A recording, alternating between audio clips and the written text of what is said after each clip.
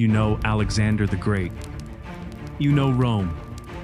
But there was another Greek empire, one that came before Alexander, one that stretched further than anyone had ever imagined possible, one that came within a single decision, a single moment of hesitation, of conquering the entire known world, and then collapsed so completely, so catastrophically, that history almost forgot it ever existed.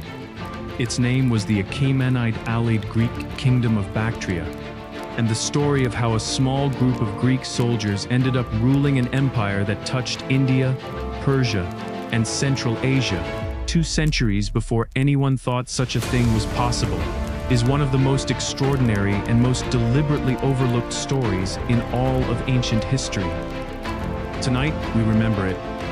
When Alexander the Great died in Babylon in 323 BC, his empire, the largest the world had ever seen, immediately began to tear itself apart.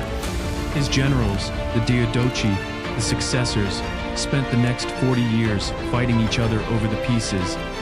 Kingdoms were carved out, lost, reconquered, and lost again in a cycle of violence that exhausted the entire Greek world. In the far east of Alexander's former empire, in a region called Bactria, roughly corresponding to modern Afghanistan and parts of Central Asia, a Greek governor named Diodotus made a decision that would change history. Around 250 BC, he declared independence, not from Alexander, who was long dead, from the Seleucid Empire, the successor state that had inherited the eastern portion of Alexander's conquests and was struggling to hold it together against pressure from all sides. Diodotus became king, and what followed was one of the most remarkable experiments in the ancient world, a Greek kingdom, thousands of miles from the Aegean, surrounded by Persian, Indian, and Central Asian cultures, trying to maintain Greek identity, Greek institutions, and Greek ambition in the most hostile environment imaginable. For over a century, it succeeded. The Greco-Bactrian kingdom, as historians call it, became fabulously wealthy. It controlled the trade routes between East and West that would later be called the Silk Road. Its coins, some of the most beautiful ever minted in the ancient world, have been found from the Mediterranean to the borders of China. Its kings bore Greek names and Greek titles. They built Greek temples and patronized Greek art. They debated Greek philosophy, and they ruled over a population that was almost entirely non-Greek, in a landscape that looked nothing like home, thousands of miles from anyone who shared their language or their gods. It was extraordinary, it was unstable, and it was about to become something even more remarkable. Around 180 BC, a Greco-Bactrian king named Demetrius did something that no Greek ruler had attempted since Alexander himself. He invaded India, the Maurya Empire, the great Indian power that had checked even Alexander's advance, had collapsed in civil war.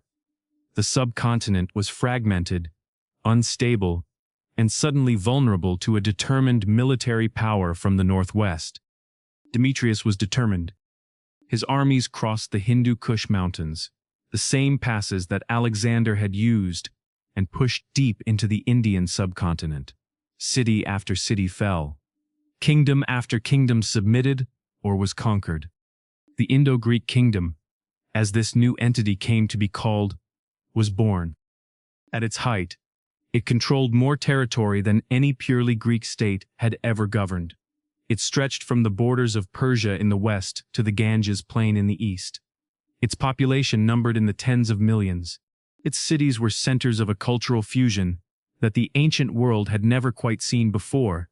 Greek temples standing beside Buddhist stupas, coins bearing Greek lettering on one side and Indian scripts on the other, rulers who bore Greek names but adopted Indian titles, and sometimes Indian religions.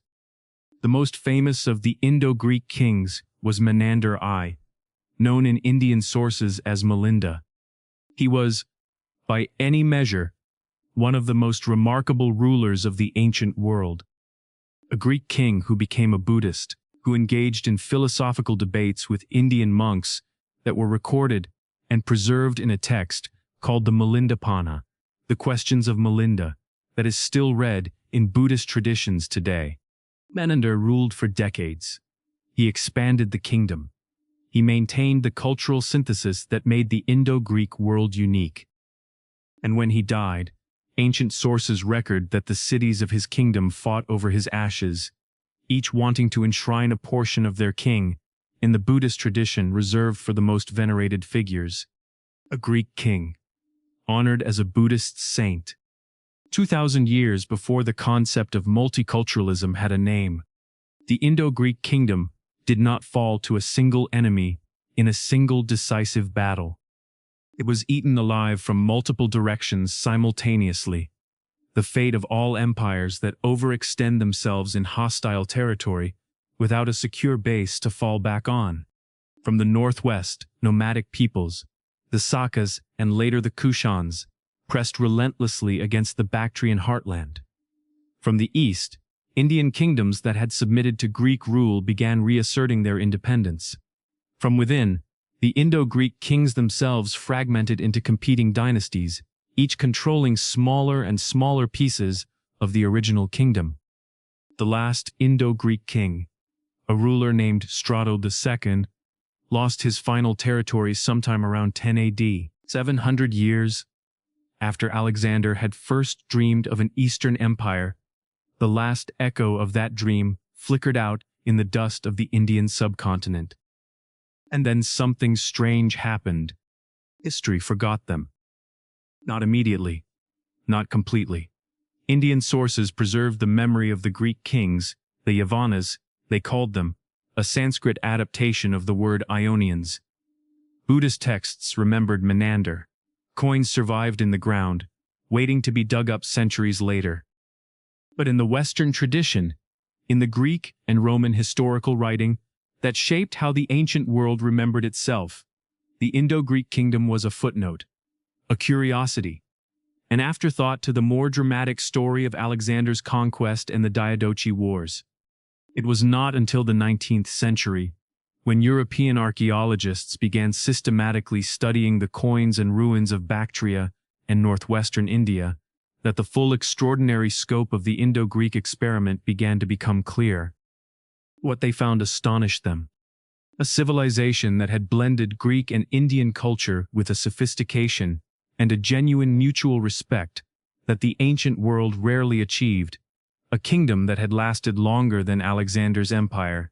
Kings who had genuinely engaged with the philosophical and religious traditions of the people they ruled, not merely imposed Greek culture from above, but participated in a real cultural conversation. History had forgotten them, because they did not fit the story it wanted to tell. The story of Greek civilization as something pure, self-contained, exported to the barbarian world as a gift. The Indo-Greeks told a different story. A story of mixture, of change, of a civilization that transformed itself so completely in contact with another that it eventually became something neither Greek nor Indian, but genuinely, remarkably, its own. The Greco-Bactrian and Indo-Greek kingdoms lasted, in total, for roughly 250 years. In that time, they produced some of the most beautiful coinage in ancient history. They created a cultural synthesis that influenced Buddhist art for centuries. The first human images of the Buddha in sculptural form show clear Greek artistic influence, a legacy of the Indo-Greek period that persists in Buddhist iconography to this day. They demonstrated something that the ancient world found deeply uncomfortable, and that our own world still struggles to fully accept. That civilization is not a possession. It is a conversation. That identity is not something you carry unchanged across thousands of miles and hundreds of years. It is something that changes you as much as you change it. The forgotten Greek kings of Bactria and India understood this. History forgot them for it. This has been Whispers of Athens. Subscribe. Leave a comment. Tell us which forgotten empire you want us to uncover next, because the ancient world is larger than we were taught, and we are only just beginning to explore it.